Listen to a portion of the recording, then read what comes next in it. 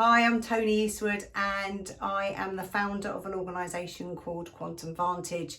I specialise in helping women at a crossroads in their lives. I specialise in helping them get focus, get laser vision around what it is that they really want to achieve next.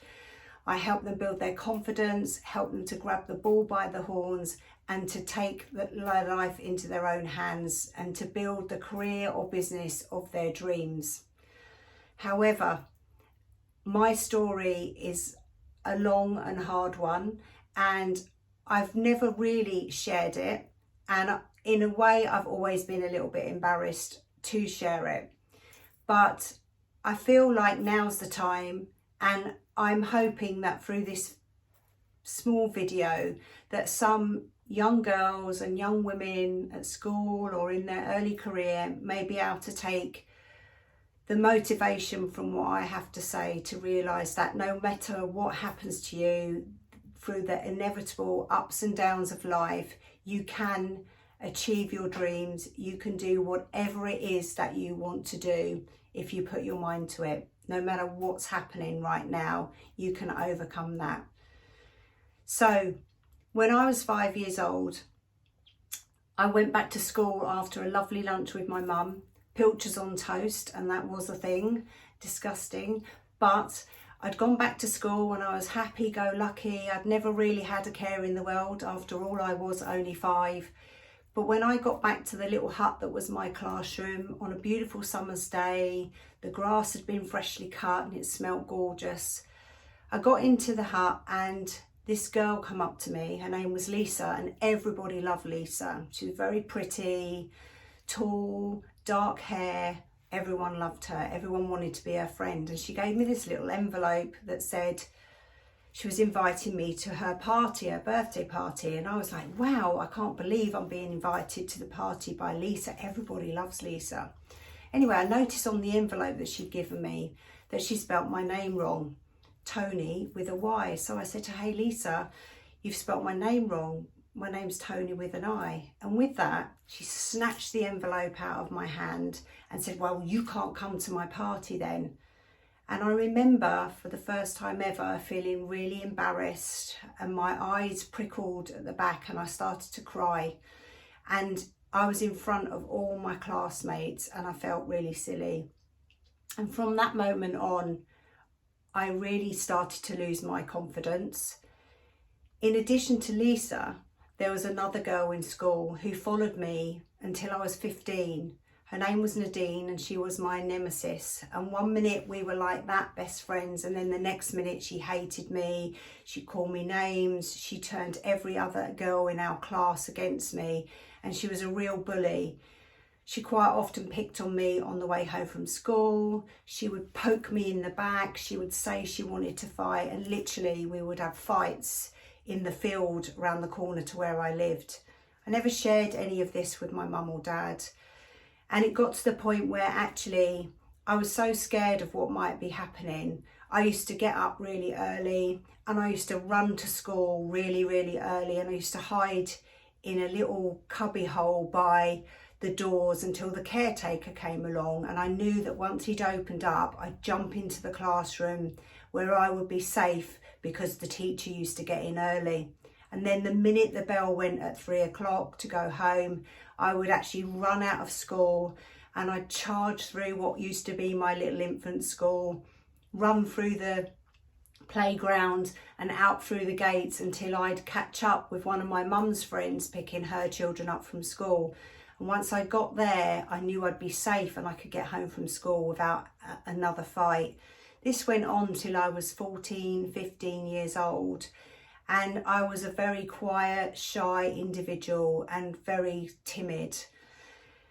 And then one day, in the summer holidays, I went out and I started getting involved in things I was really interested in. So athletics and gymnastics and ballroom dancing. And I joined lots of different clubs and I went to lots of different things where I met loads of people, and I soon started to come out of my shell. I soon started to feel comfortable and more confident in myself. And guess what? I made friends really easily. We went out on little trips and we went into town and went to do little girly shopping together. And I absolutely loved that summer. It was probably the best summer that I'd ever had. And like I say, when I went back to school, it was completely different. I was sitting with a couple of girls on a little bench before we went into the classroom, and Nadine walked up and she was quite sheepish.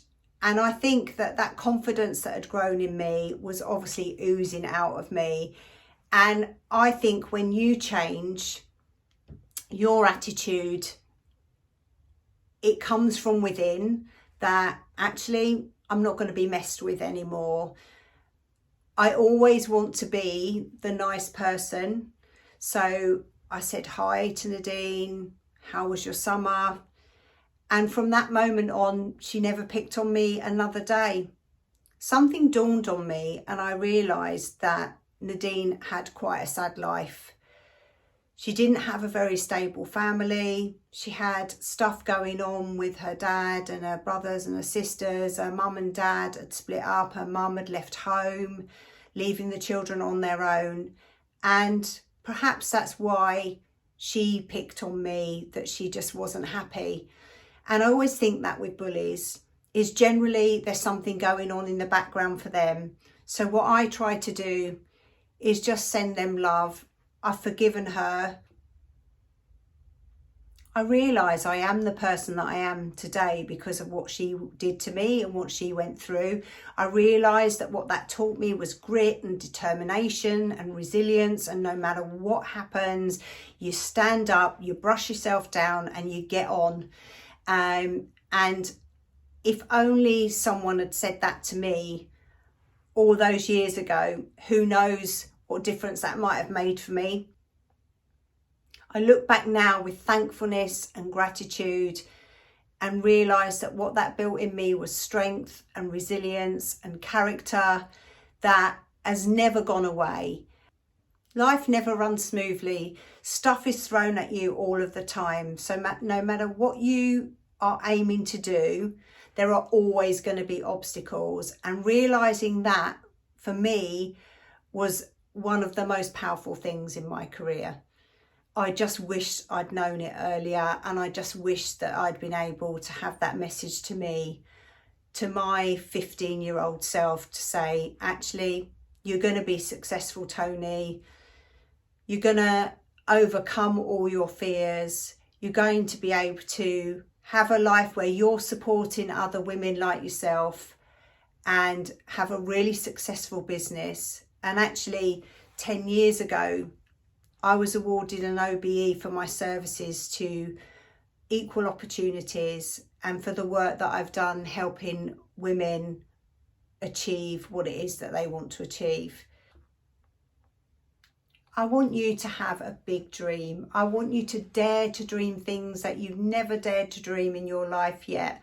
I want you to be proud. I want you to really love yourself and believe in yourself, and know that whatever it is you want to achieve, that you can achieve it.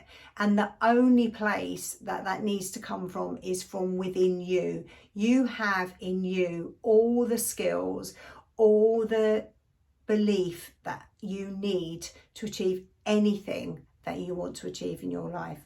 So stand tall, stand proud, and go out and get what it is that you want to get. Go out and achieve what it is that you want to achieve, because you've got this and you can do this.